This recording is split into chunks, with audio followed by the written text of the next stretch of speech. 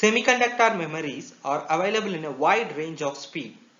Their cycle times ranges from 100 nanoseconds to less than 10 nanoseconds.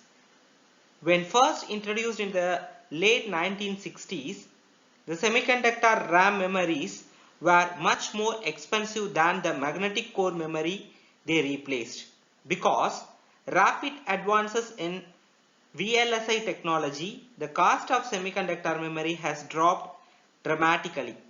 As a result, they are now used almost exclusively in implementing memories. So, in this video, we will discuss the main characteristics of semiconductor memory, and we start by introducing the way that a number of memory cells are organized inside a chip.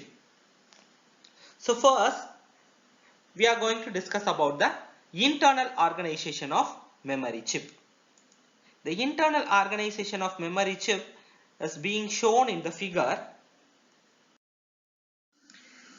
The memory cells are in the form of an array in which each cell is capable of storing one bit of information. Each row of cells constitutes a memory word, and all cells of a row are connected to a common line referred as the word line, which is driven by the address decoder on the chip. The cell in each column are connected to a sense write circuit by 2-bit lines, and the sense write circuits are connected to the data input or output line of the chip.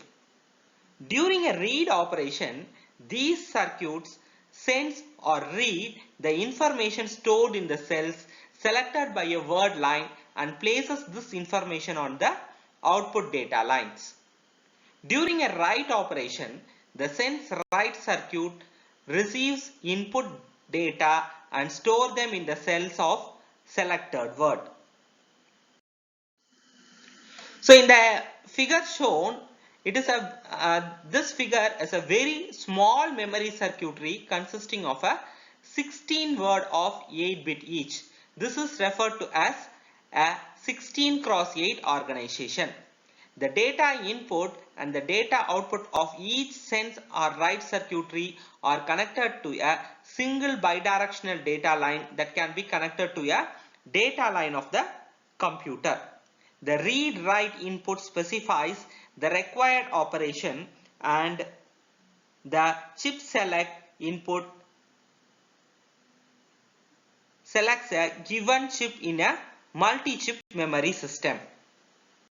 Number of external connections are required for this memory. For the memory shown in this example, it requires 14 external connections. For address, it requires 4 data lines. For address, it requires 4 data lines, A0, A1, A2 and A3, and it requires 8 data lines starting from B0 to B7, and it requires 2 control lines as read write, and it also needs 2 lines for power supply. So in total it is in need of 14 lines. For example, we have chosen 128 bits. So for 128 bits, it requires 14 external connections, 4 for address, 8 for data, 2 for the control signals, control lines, and 2 for power supply. So in case of this is for 128 bits. So if it is of 1 kilobytes,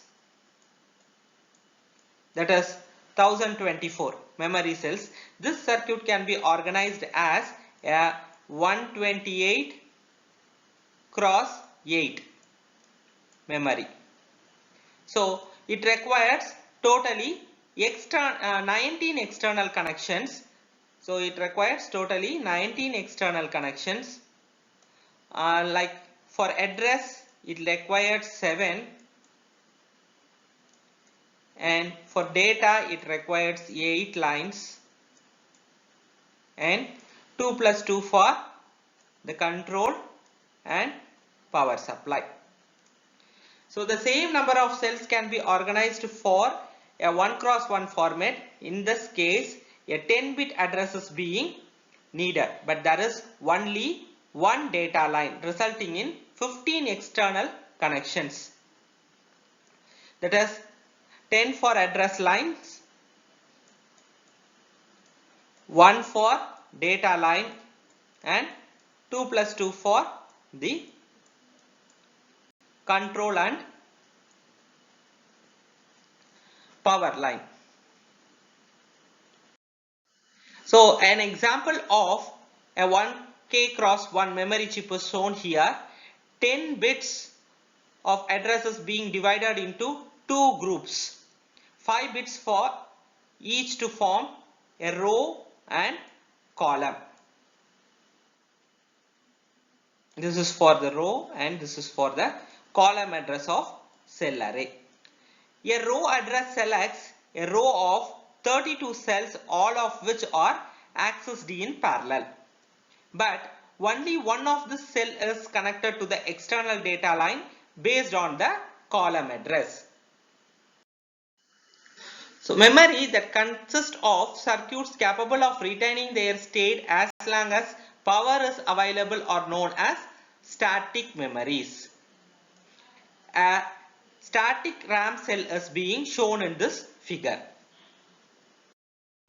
Two inverters are cross connected to form a latch in the shown figure. The latch is connected to 2-bit line by transistor T1 and T2. These transistors act as a switch that can be opened or closed under the control of the word line.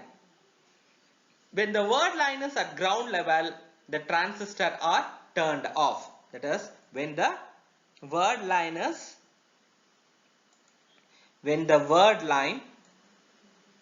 is equal to 0 or in the ground level, the transistor is off. And the latch retains its state. For example, if the logical value at point X is equal to 1, at point Y is equal to 0, this state is maintained as long as the signal on the word line is at ground level, assuming that this state represents the value 1.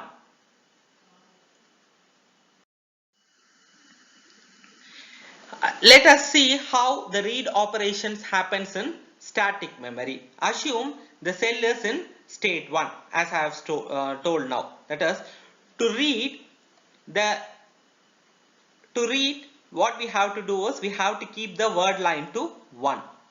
So in order to keep the word line to 1, so the signal on bit line B is high. B will be equal to 1, and the signal on the bit line B bar will be equal to 0. Thus, B and B bar are complement of each other. Sense or write line circuitry at the end of the bit line monitors the state of the B and B bar and sets the output accordingly. For write operation, the state of the cell is set by placing the appropriate value on the bit line B and its complement on B bar, and then activating the word line. This forces the cell into the corresponding states. The required signal on the bit line are generated by the sense write circuit. So it places the appropriate value on the bit line B and its complement on B bar and activates the word line. This forces the cell into the corresponding state, which the cell retains when the word line is deactivated. Let us see the CMOS cell. The transistor pair T3, T5, T4, T6 forms the inverter in the latch. The state of the cell is read or written as just I have explained.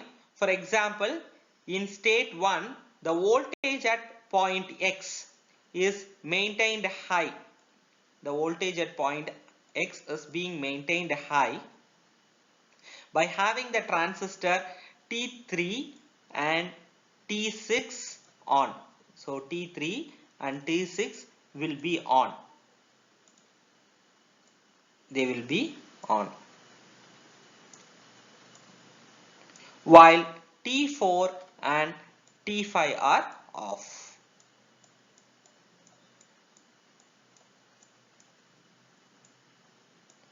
So if T1 and T2 are turned on,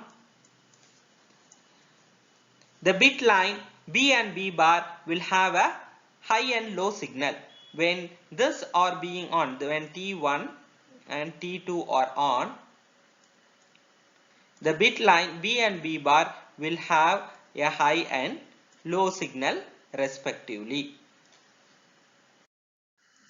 Continuous power is needed for the cell to retain its states. If power is interrupted, the cell's content are being completely lost.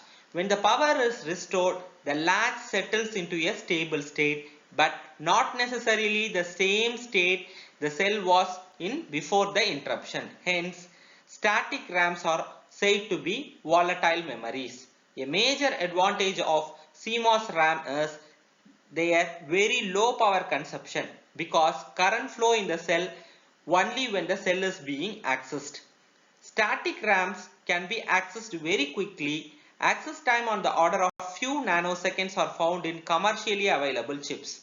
Static RAMs are used in application where speed is of critical concern. The static RAM are fast, but their cell requires several transistors. They are less expensive and higher density RAMs can be implemented with simpler cells. But these simpler cells do not retain their state for a long period unless they are accessed frequently, that is refreshed for read or write operations. Memories that uses such cells are called as dynamic RAMs. Information is stored in a dynamic memory cell in the form of a charge on a capacitor, but this charge can be maintained for a 10 of milliseconds. Since the cell is required to store information for a much longer time, its content must be periodically refreshed, that is read or write, by restoring the capacitor charge to its full value. Yeah. Single transistor dynamic memory cell is shown here. It is a asynchronous memory dynamic RAM. To store the information in this cell, transistor T is turned on. This should be turned on. And an appropriate voltage is applied to bit line. A voltage should be applied to bit line.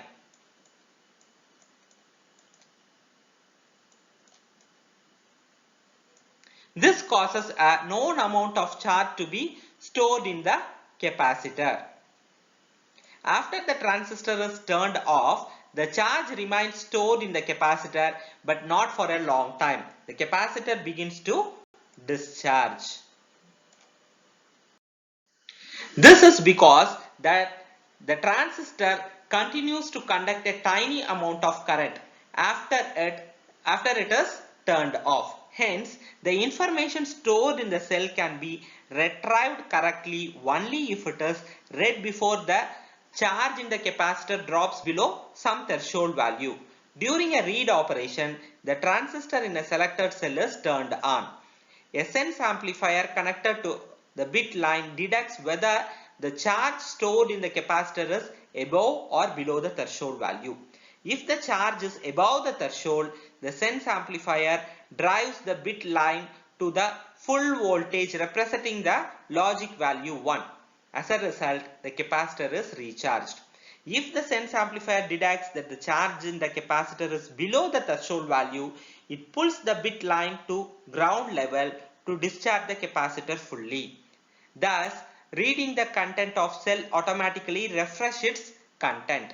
Since the word line is common to all cells in a row, all cell is a selected row are read and refreshed at the same time. The figure shows the internal organization of a 2M x 8 dynamic memory chip. A 16 megabyte dynamic RAM chip configured as 2M x 8 is being shown in the diagram. The cells are organized in the form of 4K x 4K array. The 4096 cells in each row are divided into 512 groups of 8, forming 512 bytes of data. Therefore, 12 address bits are needed to select a row, and another 9 bits are needed to specify a group of 8 bits in the selected row. So, for 409 cells in each row, 4096 cells in each row, it is being divided into 512 groups. 512, it is being divided into 512 groups of 8, forming 512 bytes of data. Therefore, it requires 12 address lines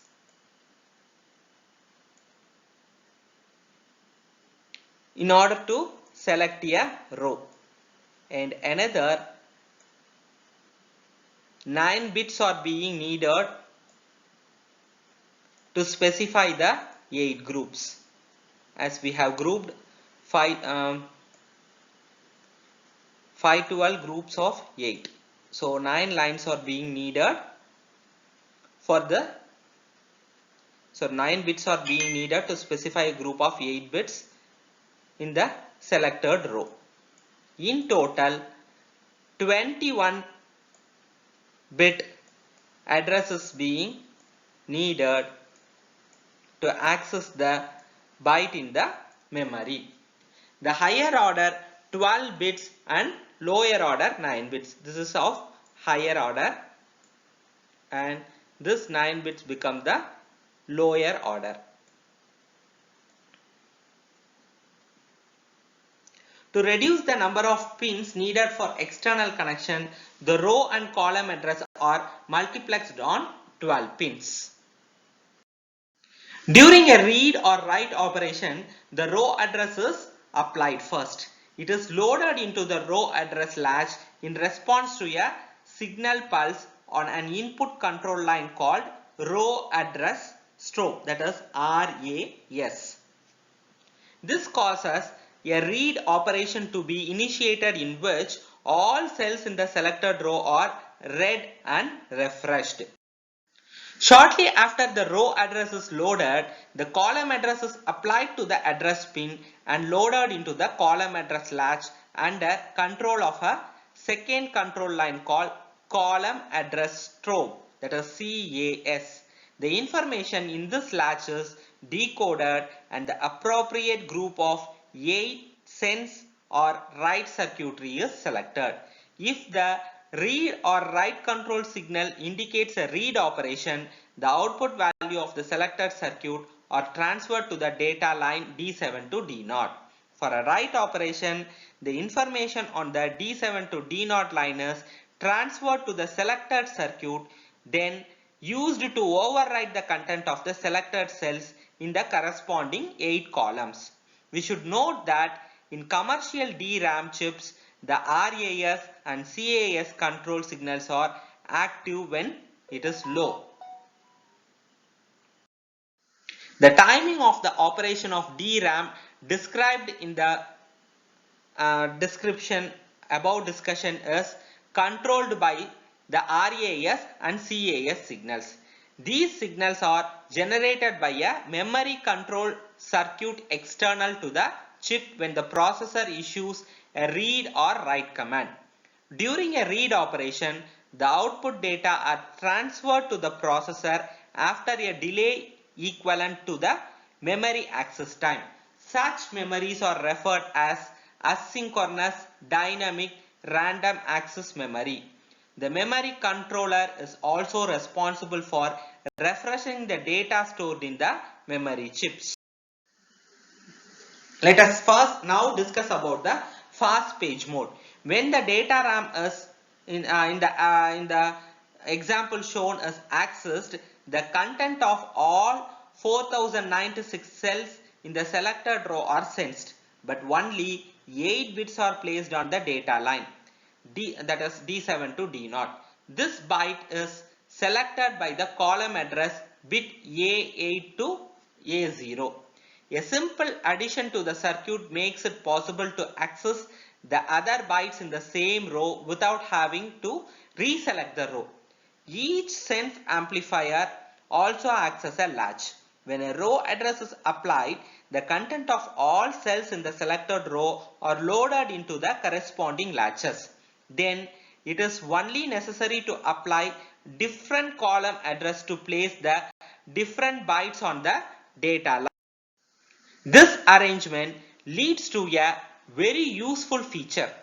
All bytes in the selected row can be transferred in sequential order by applying a consecutive sequence of column address under the control of successive CAS signals. Thus, a block of data can be transferred at a much faster rate than can be achieved for transfers involving random address. This feature is referred to as fast page mode. That is, a large block of data is often called as a page. Now let us discuss about the synchronous dynamic random memory. The DRAM whose operation is synchronized with the clock signal are called as synchronous DRAMs or SDRAMs. The cell array is the same as synchronous DRAM. In SDRAM have built-in refresh circuitry with a refresh counter to provide the address of the rows to be selected for refreshing. As a result, the dynamic nature of these memory chips is almost invisible to the user. A synchronous DRAM is being shown in the figure.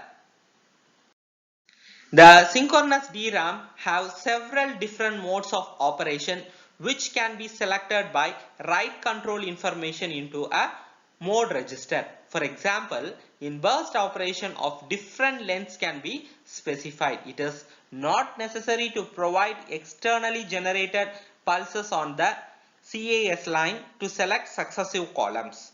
The necessary control signals are generated internally using a column counter and the clock signal. New data are placed on the data lines at the rising edge of each clock pulse. The timing diagram for a typical burst read of length 4 is being shown here. First, the row address is latched under control of the RAS signal. The memory typically takes 2 or 3 clock cycles. We use 2 in the figure for simplicity to activate the selected row. Then the column address is latched under control of the CAS signal. After a delay of 1 clock cycle, the first set of data bit is placed on the data line. The SDRAM automatically increments the column address to access the next 3 steps of bits in the selected row, which are placed on the data line in the next 3 clock cycles. Synchronous data RAM can deliver data at a very high rate because all the control signals needed are generated inside the chip. The initial commercial SDRAM designed for clock speed of up to 133 MHz. As technology evolved, much faster SDRAM chips were developed Today, SDRAM operates with clock speed that can exceed 1 GHz. Now let us discuss about the latency and bandwidth. The data transfer to and from the main memory often involves blocks of data. The memory access time defined earlier is not sufficient for describing the memory performance when transferring blocks of data. During block transfer, memory latency is the amount of time it takes to transfer the first word of a block. The time required to transfer a complete block depends also on the rate at which successive word can be transferred and on the size of the block. The time between successive word of a block is much shorter than the time needed to transfer the first word. For instance, as in the timing diagram, the access cycle begins with the acceleration of the RAS signal. The first word of the data is transferred 5 clock cycles later. Thus, the latency is 5 clock cycles. If the clock rate is 500 MHz, then automatically the latency is 10 nanoseconds. The remaining 3 words are transferred in consecutive clock cycle at the rate of 1 word every 2 nanoseconds. As usual performance measure is the number of bits or bytes that can be transferred in 1 second. This measure is referred as the memory bandwidth. It depends on the speed of access of stored data and on the number of bits that can be accessed in parallel. The rate at which data can be transferred to or from the memory depends on the bandwidth of the system interconnections. For this reason, the interconnections used always ensures the bandwidth available for data transfer between the processor and the memory is very high. Now let us discuss about double data rate SDRAM, DDR-RAM. The key idea is to take advantage of the fact that a large number of bits are accessed at the same time inside the chip when a row address is applied. To make the best use of the available clock speed, data are transferred externally on both the rising and falling edge of the clock. For this reason, memory that uses this technique are called as double data rate SDRAM. Several versions of double data rate chip have been developed. The earlier version is known as DDR. Later versions are being called as DDR2, 3, 4, having enhanced capabilities. They offer increased storage capacity, lower power and faster clock speed. For example, DDR2 and DDR3 can operate at a clock frequency of 400 and 800 MHz respectively. Therefore, they transfer data using the effective clock speed of 800 and 1600 MHz respectively. The basic organization of memory circuitry as they may be implemented on a single chip. Now examine how memory chip may be connected to form a much large memory. Consider a memory consists of 2M words of 32 bit each. Now let us see how this memory can be implemented using 512K x 8 static memory chip. Each column in the figure shown here implements 1 byte position in a word with 4 chips providing 2M bytes. 4 columns implements the required 2M x 32 memory. So each chip has a control input called chip select. When this input is set to 1, it enables the chip to accept data from or to place data on its data line.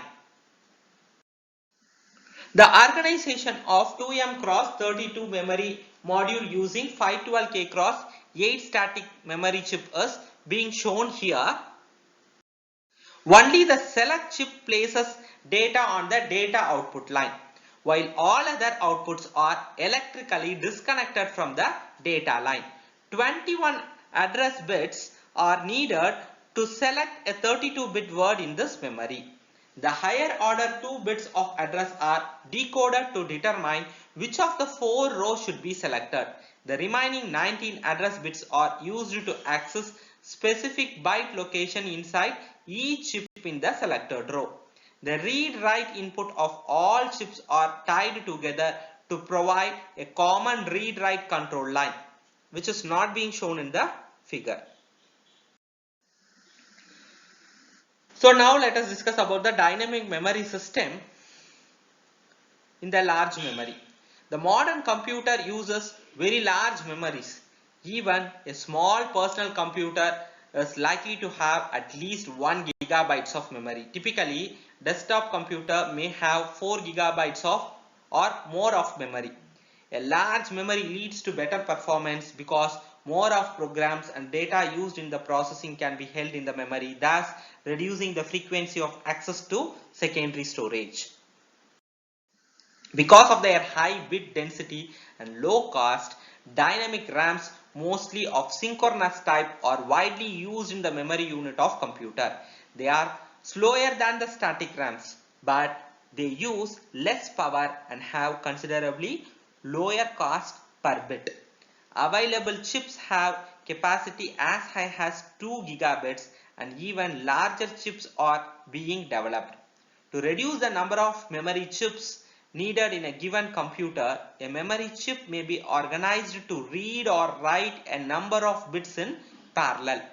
Chips are manufactured in different organizations to provide flexibility in designing memory system. For example, a 1 gigabyte chip may be organized as 256 M cross 4 or 128 M cross 8.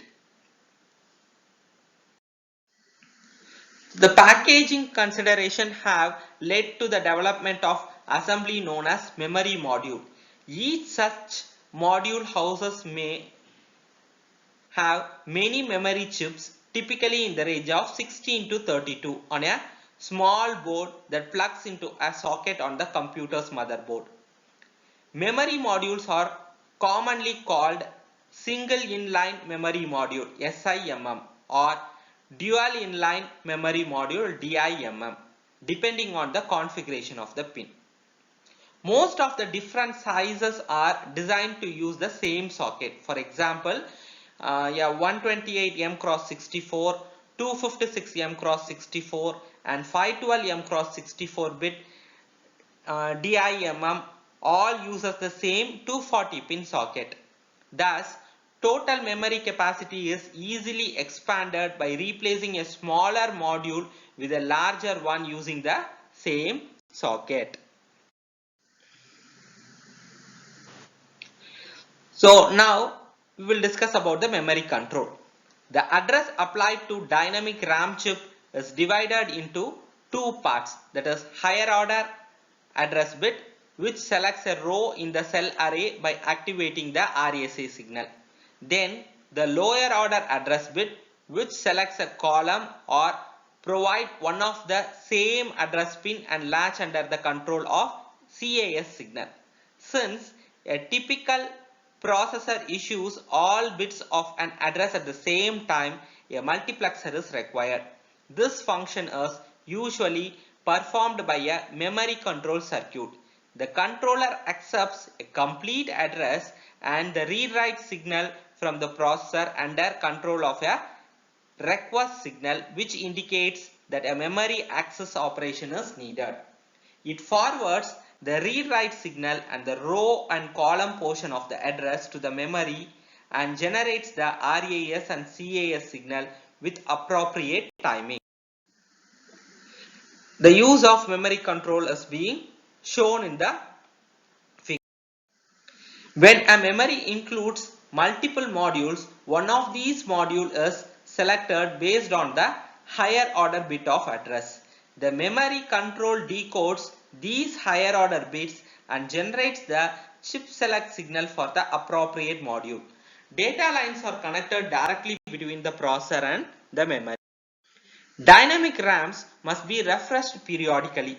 The circuitry required to initiate refresh cycle is included as part of the internal control circuitry of synchronous dynamic RAM.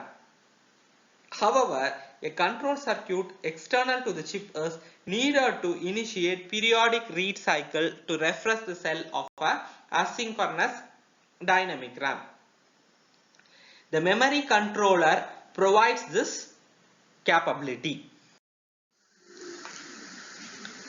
A dynamic RAM cannot respond to read or write request while an internal refresh operation is taking place. Such requests are delayed until the refresh cycle is completed. For example, a SDRAM of 8K in which each all are refreshed in 64 minutes. Suppose it takes 4 clock cycles to access each row. So 8192 into 4, that is equal to 32,768 cycles to refresh all rows. At 133 megahertz clock rate, the time needed to refresh all rows is 32,768 divided by this 133 megahertz, that will be equal to 246 microseconds. Thus, refreshing takes 0.246 milliseconds in each 64 milliseconds. So, refresh overhead is 0.246 divided by 64, that is equal to 0.0038, which is less than 0.4 percentage of total time available for accessing the memory. Now let us discuss about RAM bus memory. The rate of transferring data between the memory and the processor is a function of both the bandwidth of the memory and bandwidth of its connection to the processor. One way for increasing the bandwidth of this connection is to use a wider data path. However, this requires more space and more pins, increasing system cost. The alternate is to use fewer wires with a higher clock speed. This is an approach taken by RAM bus. The key feature of RAM bus technology is the use of differential signaling technique to transfer data to and from the memory chip. Instead of using signal having logic voltage level of 0 or voltage supply, the signal consists of much smaller voltage swing around reference voltage Vref. That is, two logic value represented by the above and below the reference voltage.